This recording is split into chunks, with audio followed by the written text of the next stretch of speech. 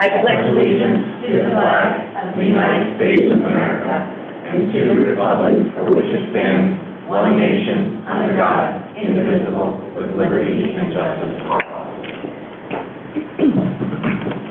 We do this while I take the roll, please. And everybody here, all right. Our chairman, Cassandra Watson, is due. And Cassandra, do you have anything you'd like to say? Just good morning and welcome, everyone. All right.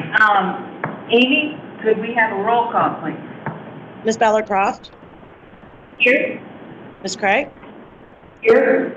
Ms. Genovese? Here. Ms. McCory? Here. Mr. Turbin? Here. Mr. Brett? Here. Vice Chair Donahue? Present. Chair Watson? Present. All right. We have all are present.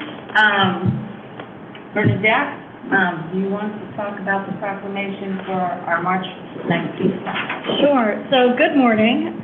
As the first order of business, I'm happy to present to you the official canvass and vote totals of the 2024 general primary election. Copies of the vote totals are available here to the members as well as in Springfield. I'd like to thank Brent Davis and the election operations staff.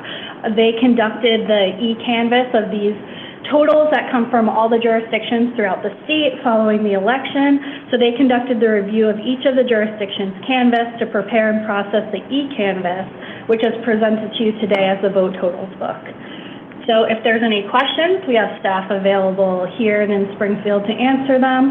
But otherwise, if there are not, at this time, I would ask for a motion to certify and proclaim the results of the 2024 general primary election as presented in the canvass before you today. Madam Chair, I'd like to make that motion to certify and proclaim the results of the 2024 election. Do I have a second? A second. All those in favor, oh, no, excuse me. Roll call, Amy. Ms. Ballard-Croft? Yes. Ms. Craig? Yes. Ms. Genovese? Yes. Ms. McCory? Yes. Mr. Turbin? Yes. Mr. Brett? Yes. Vice Chair Donahue? Yes.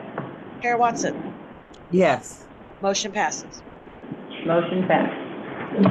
At this time, I'm just going to circulate a signature sheet to you all to sign. And also, following the certification, the totals will be posted on our website and a press release will also be issued. Yes. Thank you, Bernadette. Have we all had a chance to review the minutes from the March 18th meeting? Are there any questions or any additions? If not, could I have a motion, please? I make a motion to approve the minutes of the March 18th meeting. Second? I have a motion and a second. Roll call, Amy.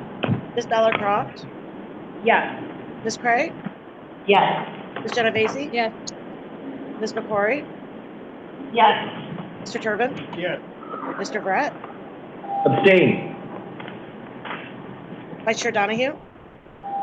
Yes. Chair Watson? Yes. Motion passes. All right. We will next have the report of the general counsel. Good morning, everyone. Hope everyone's doing well. We have a number of appearances on file for campaign disclosure cases today. My understanding is most of those appearances are down in Springfield, so we may be going back and forth a little bit this morning. I will start going in order by category, but we can, of course, call anyone present first.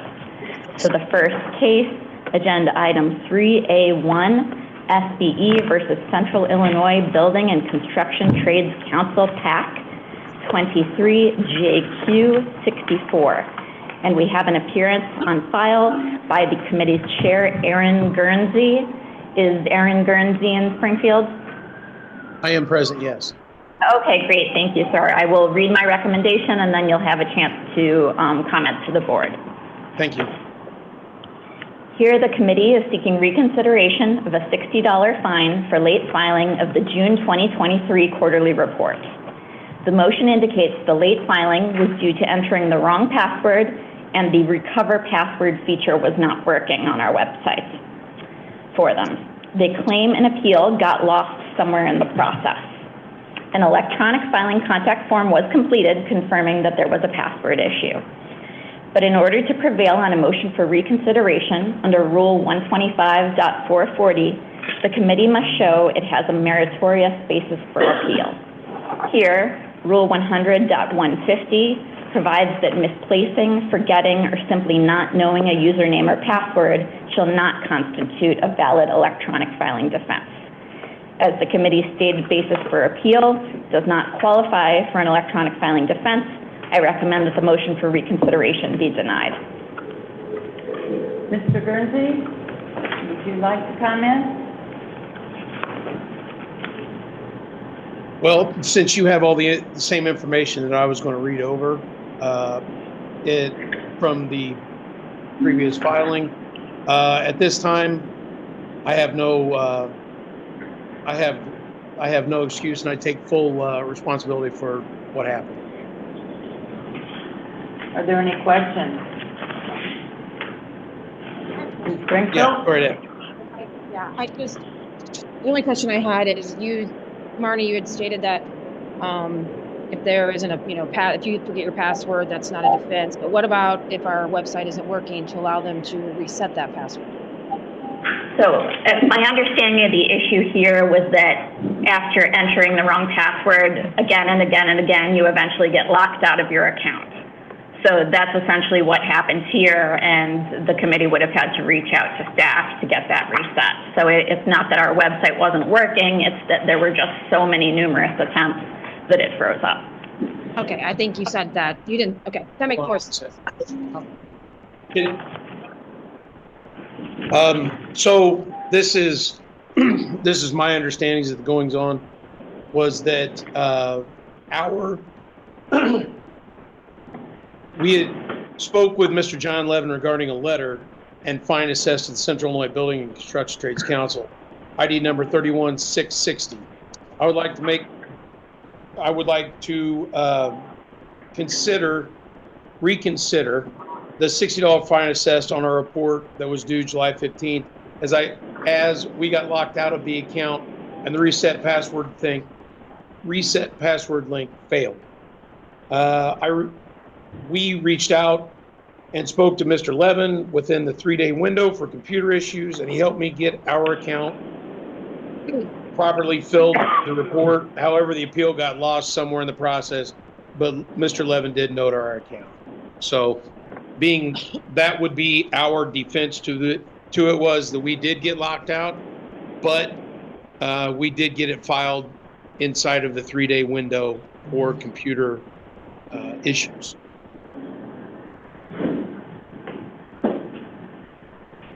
Are there any questions? Any questions? Member Turbin? Yeah, my question is, if you filed it within the 3-day limit, how is it an infraction? Do you have proof that you filed it within the 3-day limit? Not with me. No, I do not, Mr. Turbin.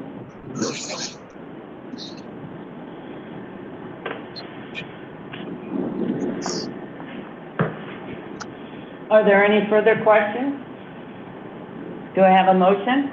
Make a motion to accept general counsel's recommendation and deny the reconsideration. Is there a second? Second. Amy, roll call, please. Ms. Ballarcroft? Yes.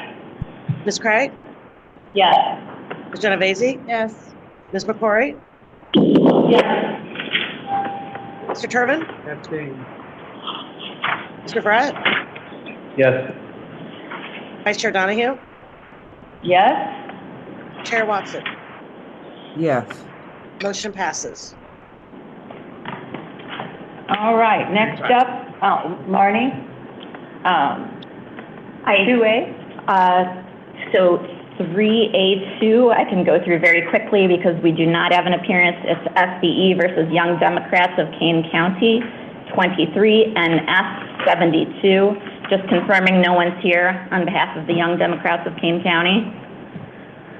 Here the committee's, thank you. The committee's offering only 21.43% of the outstanding fines, and they are not a low dollar committee. Therefore, I recommend rejecting the settlement offer. Do I have a motion? So moved. A second? Second. Roll call, Amy? Ms. Bellercroft? Yes. Ms. Craig? Yes. Ms. Genovese? Yes. Ms. McCrory? Yes. Mr. Turbin? Yes. Mr. Brett? Yes. Vice Chair Donahue? Yes. Chair Watson? yes, Motion passes. We have one appeal of campaign disclosure fines in which the hearing officer recommendation is to grant the appeal. It's SBE versus Friends for Fritz, 23AJ23. No one is here on Friends for Fritz. No one in Springfield. Thank you. The committee here provided bank statements showing that there were no late disclosures and therefore they did not violate Section 9-10. Therefore, I agree with the hearing officer recommendation to grant the appeal. So moved. Second. Amy, roll call, please. Ms. Bellercroft? Yes. Ms. Craig? Yes. Ms. Genovese? Yes. Ms. McCrory? Yes. Mr. Turbin? Yes. Mr. Brett? Yes. Vice Chair Donahue? Yes. Chair Watson? yes, Motion passes. Moving on to appeals of campaign disclosures in which the hearing officer recommendation is to grant the appeal in part and deny it in part. We have appearances on file for agenda items 3A4 and 3A5. First, I'll call 3A4. It's SBE versus Kankakee County Democratic Central Committee, 23AM2. We have appearances by the committee's chair, Maracle, and or Robert Ellington Snipes. Is someone present on this matter? I received a settlement, received an appearance, but no one is present in Springfield. Okay, would you like to handle it anyways or punt it a bit? Oh, I would deny the appeal. Okay. The recommendation here, Deny and accept. yeah, Do I have a motion on 3A4?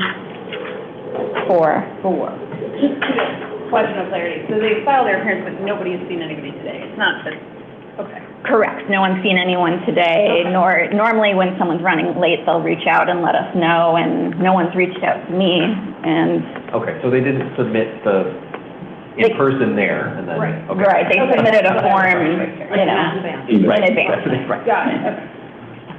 No, it's not Mr. Mullen. Okay, I'm sorry. All right. So I make the motion to grant in part and deny in part. As set forth by the hearing officer and the general counsel. Yes. As set forth by the general counsel and the hearing officer. Do I have a second? Second. Amy, roll call, please. Ms. Bellercroft? Yes. Ms. Craig? Yes.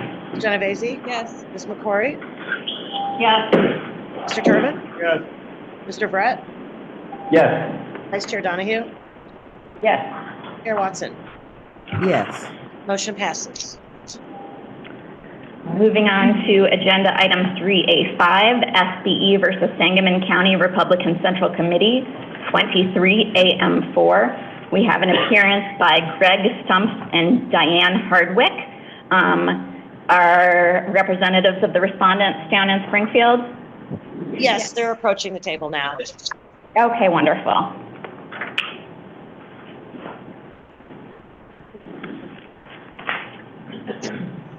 Great, thank you so much. I will read my recommendation and then you'll have a chance to state and spell your name and speak to the board. So the committee here is appealing civil penalty assessments totaling $900 for the 3-day late contribution of 3 separate contributions totaling $5,000 dated March 13th, 2023, as well as a $750 assessment for the 5-day late disclosure of a $1,250 contribution dated March 9th, 2023. At the appeal hearing, the committee presented deposit slips showing that 2 of the 4 contributions at issue in the amount of $2,000 and $1,250 were reported with an incorrect date of deposit and in fact were timely. The committee appears to not contest that the other 2 disclosures were in fact late. Therefore, I agree with the hearing officer that the appeal should be granted in part as to the contributions of $2,000 and $1,250 and denied as to the remainder, and therefore the assessments are reduced from $1,650 to $210 if you accept this recommendation. I'm Diane Hardwick, and yes, we accept this. We're only here if you had questions. If you could spell your names for the court reporter, that would be helpful. Oh, D-I-A-N-N-E. Hardwick is H-A-R-D-W-I-C-K. And mine is Gregory Stumpf, Gregory Stump, F as in Frank. I do have one question. We would like to pay that fine right away. How soon can we do that? You can write the check right away. Today? And you can give it to Laura down there in the office. Thank you. You're welcome, ma'am. Thank you. I would therefore like to make a motion to grant in part and to deny in part, and to, as set forth by the hearing officer and the general counsel. Second. And the motion, Amy? Ms. Ballard-Croft? Yes. Ms. Craig? Yes. Ms. Genovese? Yes. Ms. McCrory? Yes. Mr. Turbin? Yes. Mr. Brett? Yes. Vice Chair Donahue? Yes. Chair Watson? Yes. Great. Our next case, 3A6, is going to be continued to next month. Neighbors for Brian Comer requested that they be heard at the May meeting so that they can attend. Okay. So we are moving on to appeals of campaign disclosure fines, in which the hearing officer recommendation is to deny the appeal. The first case for which we have an appearance, 3A7, SBE versus Business PAC of Central Illinois, 23 AM 12. I have an appearance on file by Chair Christopher Crawford. Is Mr. Crawford in Springfield? I am. Okay, wonderful. Great, thank you. I'll read my recommendation and then you'll have a chance to address the board. The committee is appealing assessments of $4,500 for late disclosure of 4 separate contributions received in January and February 2023 between 34 days late and 53 days late. The relevant contributions total $5,500. At the hearing, committee chair, Mr. Crawford, stated the contributions in question came exclusively from fellow PAC board members, and the committee is small and rarely receives contributions of $1,000 or more. The appeal affidavit also says that the calculation of the fine is incorrect, as the date the contributions associated with the fine do not match fine calculations. But there's no explanation of what this means, and the hearing officer and I did not understand the argument. I agree, and no hearing was requested to explain this argument. I agree with the hearing officer that the appeal should be denied for lack of a statutory basis, as the filings were indeed late, as set forth on the assessment letter, and no error in the assessment letter has been demonstrated. So if the appeal is denied, $4,500 is owed. Mr. Crawford? Yes, regarding the calculation, I can see the calculation was correct. I put that on my affidavit. I thought there might have been a miscalculation. I checked the notes, it was fine. As far as the statute goes, statute asks for reconsideration or some leniency should the fine or the failure to disclose not be knowingly done or inadvertent. I think that kind of falls under this category. I'm the chair of this committee. I was given the checks. I went and deposited them immediately, forgetting to disclose them, and it's just my bad. As you know, the fine itself practically swallows the contributions, which And likewise, the fine represents 8% of our total campaign funds, which I think I would just maybe ask that the board consider some leniency and some grace in reducing the fine, if anything. I don't believe that we've done this all that often. These campaign contributions all came in successive order. You know, that's kind of my pitch, and I hope you'll consider it. Do I have a comment? Member Craig?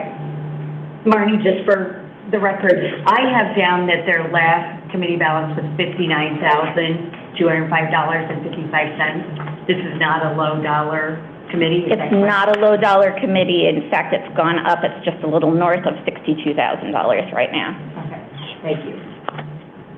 Any other comments? Springfield? Mr. Turbin, Member Turbin? We can't hear you. Mr. Turbin, we can't hear you.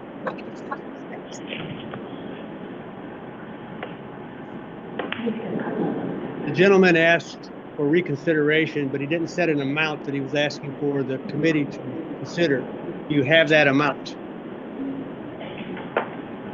Mr. Crawford? Yes, I would ask that we be ordered to pay 50% of the fine. Is that appropriate, Marty? So 50% here, although that is normally a desirable amount for settlement here, because the committee has so much money, neither of these ratios would be compliant. So certainly the board does have discretion to reduce the fine, but this still would not fall squarely within our policy because the balance ratio and the receipts ratio are below 50%. Is this their first offense? Let me check quickly. So bear with me. Yeah, I think it's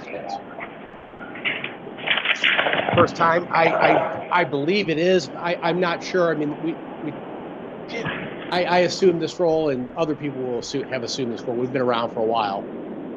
This is the first group of violations. So the first began with violation number 1. Do we have a number that would satisfy the ratio? We don't. It's once we have the ratios, we have the ratios. And we have the discretion to. You have the discretion, taking into account, the various factors. As they said, this is inadvertent. It's first time.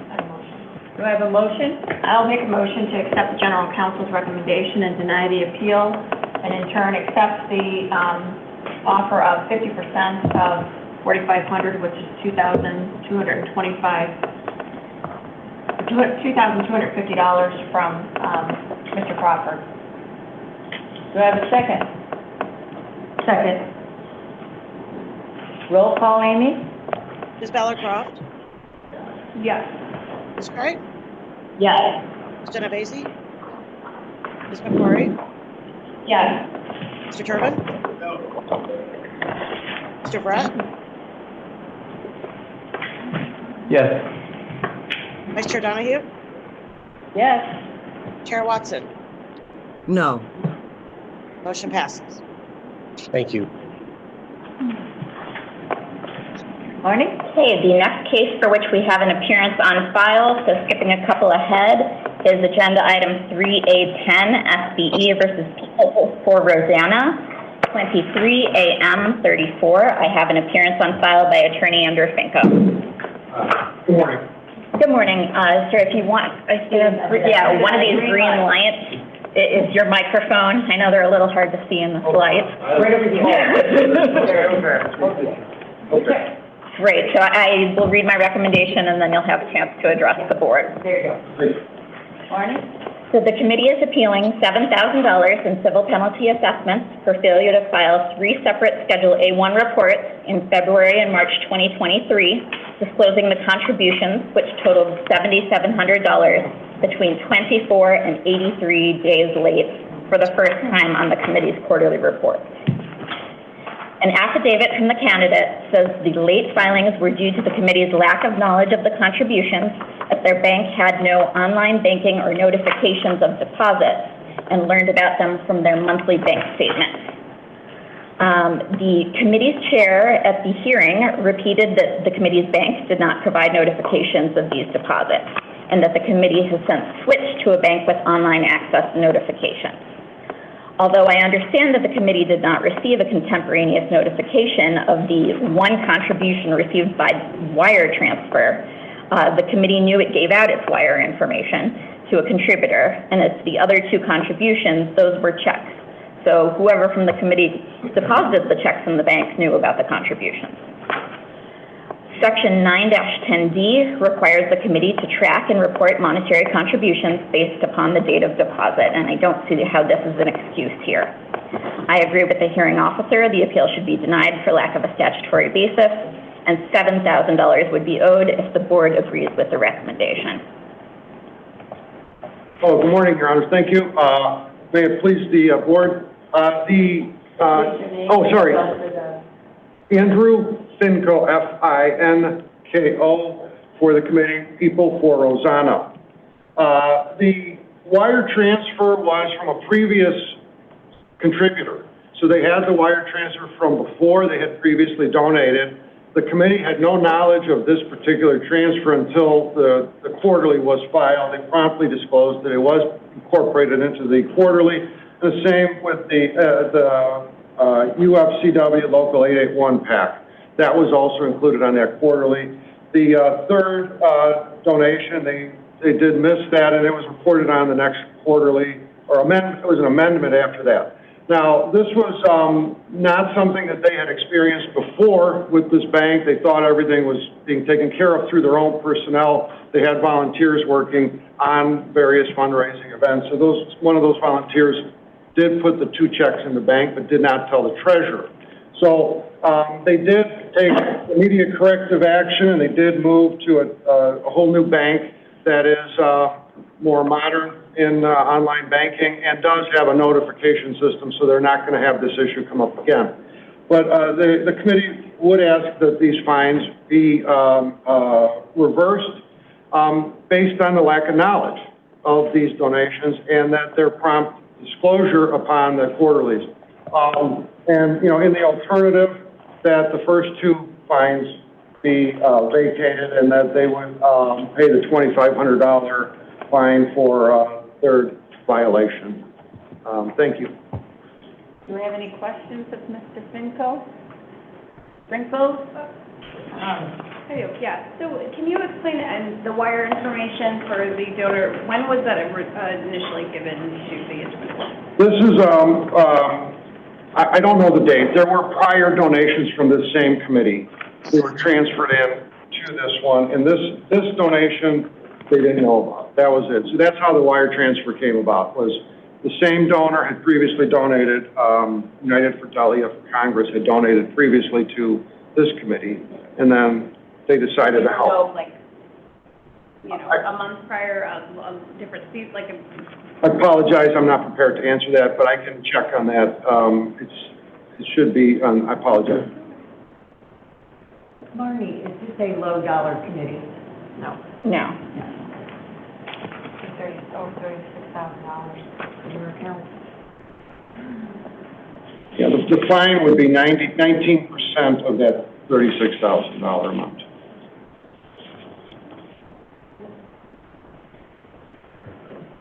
Have any other questions? I have a question. So are we saying that the two checks that were deposited, you're saying that your committee the committee treasurer had no idea? Correct. And that's what And you the affidavit. gave just a random volunteer the ability to go deposit checks into a bank account? They trust their volunteers and they follow through, but the reporting step was the problem. Somebody got these checks at probably only two checks and probably put them in. That's what the affidavit was, that somebody had put them in without notifying the treasurer of the two checks only. We're paying the $2,500 fine, accepting that. Is that what you said? The total for the going to be $7,000. Yeah, so is your settlement, or just to clarify, settlement offer pertaining to, or is global settlement, or what is your, can you clarify? Sure, thank you. What I'm asking is that the first fine be reversed because they had no knowledge of that and they promptly reported it on their quarterly. And then I'm asking as a settlement for the remaining the two deposits that they would pay the higher, the $2,500 amount. Do you have a motion? I just have a question. So. And what would Marty, be the total offer? What is the total offer? $2,500. Thank you. Member McCory? Marty, so if we were to take the wired contribution out of the mix, what would our fine be? Bear with me for a moment. Sorry, I'm really making you do math. Oh, no, nothing wrong with that. I can do a little bit of math. I know, but. As long as it's addition and subtraction, I'm fine with it. Thanks. Would your committee be willing to offer a $4,000 settlement offer? If the $2,500 is insufficient, we would definitely take that. I'd be more inclined to accept that. Do I have a motion? I move to accept General Counsel's recommendation and deny the appeal and accept the offer from the committee in the amount of $4,000. I second. Second. Amy, roll call? Ms. Ballard-Croft, Yes. Ms. Craig, Yes. Ms. Genovese, Yes. Ms. McCrory, Yes. Mr. Turbin, Yes. Mr. Brett, Yes. Vice Chair Donahue, Yes. Chair Watson. Yes. Motion passes. Thank you all. Thank you. Great, we have one more appeal denial with an appearance on file. It's item 3A12, FBE versus Friends for Kieran Velpula. Two different case numbers, 23AM50 and 23AJ41. I have appearances on file by attorney Robert Hall as well as by the candidate Velpula. And is that Mr. Hall down in Springfield? Is it Mr. Hall? I couldn't hear. I'm sorry, got hearing aids. It's on. It's on. You wish me to present our case or respond? I am here. I'm the attorney, Robert Hall, R-O-B-E-R-T, Hall, H-A-L-L. And I am Kieran Velpula. His name is K-I-R-A-N, Velpula. V-L-P-U-L-A. V-E-L-P-U-L-A. Marnie, would you like to make your explanation? Great, I will read my recommendation and then I will turn the floor over to the parties. The committee is appealing penalties totaling $15,950 for failure to file 9 separate A1 reports, plus late disclosure of 2 A1 reports between 11 and 66 days late for contributions received in February, March, and April 2023. The contributions totaled $22,607.10. The committee has a previously stayed penalty of $2,500 for 3 A1 violations during the fourth quarter of 2022.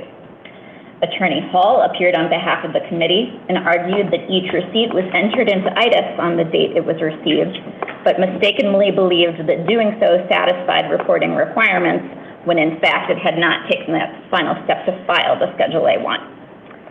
The committee provided bank statements showing a number of contributions were reported on the correct date of deposit on their quarterly reports. I agree here with the hearing officer recommendation that the appeal should be denied for lack of a statutory basis, as the reports were indeed late. If this recommendation is accepted, the stay is lifted from the previous penalty and $18,450 would be owed. The committee has also submitted a settlement offer. And I assume it's a settlement offer only if the appeal is denied? I'm having trouble understanding. Amy. Oh, the settlement offer is contingent on the appeal being denied? Sorry about that, my microphone. The settlement offer is assuming that the appeal would be denied. Okay, well, I will read my recommendation on that. So the committee has submitted a settlement offer Contingent on the denial of this appeal, the committee is offering $950, which is 4.27% of the amount owed of $22,450 in fines for multiple A1 violations in the fourth quarter of 2022 and first and second quarters of 2023.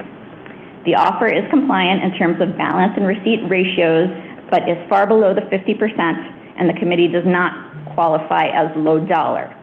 The offer does represent 50% of the committee's current fund balance. However, the committee only has $1,916.01, so it cannot afford to pay the fine. I think the offer is low, given the amount of the fines and the committee's previous fundraising ability, which at one time the committee had a fair amount of funds, but I do think a reduction would be fair given the committee's current financial situation. Mr. Hall? Yes, I would add to that the committee really is for all purposes disbanded. It was for one reelection, not a reelection, the first election of Dr. Velpula here, and so it's just it'd be virtually impossible to try to regenerate any new contributions any more than that fine, or any more than that proposed settlement. So again, we would submit being 50% of the whole entire balance of the committee's account would be reasonable. And again, I think it fits some of the policy guidelines or kind of your abilities and discretions, both under the election code as well as your discretions in accepting settlements. Believe me, it's kind of awkward to be here and try to plead ignorance or lack of familiarity stuff for a cancer research scientist and a senior management person, the treasurer of Caterpillar, and chairs of committee, but senior management in Caterpillar. But nonetheless, the whole thing was inadvertent. Every mistake that was made was the same. And again, I submit it's worthy of your serious consideration and acceptance of that settlement offer. Are there any comments? Member McCrory? Mr. Hall, is the candidate planning to ever run again? I asked him that question. He's uncertain. I don't know. Maybe I should let him speak for himself. Again, his main occupation is not necessarily fitting of being a permanent city council member. Well, let me refine that question. Mr. Velpula, are you planning to run in the next 2 years, or are you shutting your committee down? I probably will shut my committee down. Is that a probably, or you will? Because that will dictate how we handle this matter. As of now, so I'll tell you a little bit of my background. This is my first time ever running an election in this country, being an immigrant, and I understand that it's a hard ball for me, coming from a cancer background and a lot of things. The reason I stood up was to bring more vision to our city, and then I think I achieved that. And then given my responsibilities, I have already made my mark in the city politics. But then looking at my mistakes, I feel guilty of those things because this is something that I did not know. I was just thinking that we filed on time. It's my even though it's an inadvertent mistake, I consider it as a mistake on my end. But then to your point, I am 90% sure that I will not run again. I don't know the 10%, to be very honest. Let me expand on that. If you were to not run for the next 2 years, we could deny your appeal and abate your fine. If you open your campaign up, and whether it's the committee that you currently have or another committee that you are running under in the next 2 years, these fines will come back. Okay, I take that. Yes. All right, so do I have a motion? Do we have a motion? Mr. Turbin, second. Oh, I'm sorry. Member Turbin? Make a motion to deny the approval of that settlement offer by $900. The 950. Yeah, 950, whatever half the balance is, and I think you already have the check. But if he's going to sign off, then he will. All right. It's been moved and seconded. Roll call, Amy, please. Ms. Ballard Croft? Yes. Ms. Craddock? Yes. Genovese? Yes. Ms. McCrory? Yes. Mr. Turtle? Yes. Mr. Brett? Yes. Vice Chair Donahue? Yes. Chair Watson? Yes. Motion passes. Barney? Great. So before I talk about moving for something like a group motion, is there anyone else present here on a denial of an appeal who has not filed an appearance and who wants to speak? No one in Springfield. Okay, great. So I will, and I see no one in Chicago. I wanted, before we take a group motion, I wanted to point out I have one addition to the hearing officer report in agenda item 3A11. It's SBE versus Aredo Political Action Committee, 23AJ36. I recommend denying the appeal for the reasons as explained by the hearing officer. However, I would recommend supplementing the hearing officer opinion with a statement that the reason for the denial of the appeal is that the committee has failed to prove the assessments were in error, as the evidence they presented confirms the relevant reports were in fact untimely filed. So I just wanted to ensure that we had a complete record. Just make a motion on that one individually then. Yep. I make a motion to accept general counsel's recommendation on item 3A11 as amended. Second. Roll call, Amy. Ms. Ballard Croft? Yes. Ms. Cray? Yes. Genovese? Yes. Ms. McCrory? Yes. Mr. Turbin? Yes. Mr. Brett? Yes. Vice Chair Donahue? Yes. Chair Watson? Yes. Motion passes. Barney? And then the recommendation is to deny the appeals for agenda items 3A8, 3A9, and 3A13. So moved. Second. Any discussion? Amy? Roll call. Ms. Ballard Croft? Yes. Ms. Cray? Yes. Ms. Genovese? Yes. Ms. McCrory? Yes. Mr. Turbin? Yes.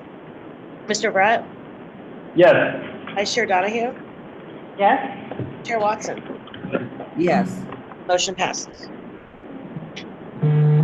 Other campaign disclosure items, agenda item 3A14 is a list of assessments requiring board orders, starting at page 122 of your packet. So I do need a motion to issue said final orders. So moved. Second? Is there a second? Second. Amy? Roll call? Ms. Ballard Croft? Yes. Ms. Cray? Yes. Ms. Genovese? Yes. Ms. McCrory? Yes. Mr. Turbin? Yes. Mr. Brett? Yes. Vice Chair Donahue? Yes. Chair Watson? No. Motion passes.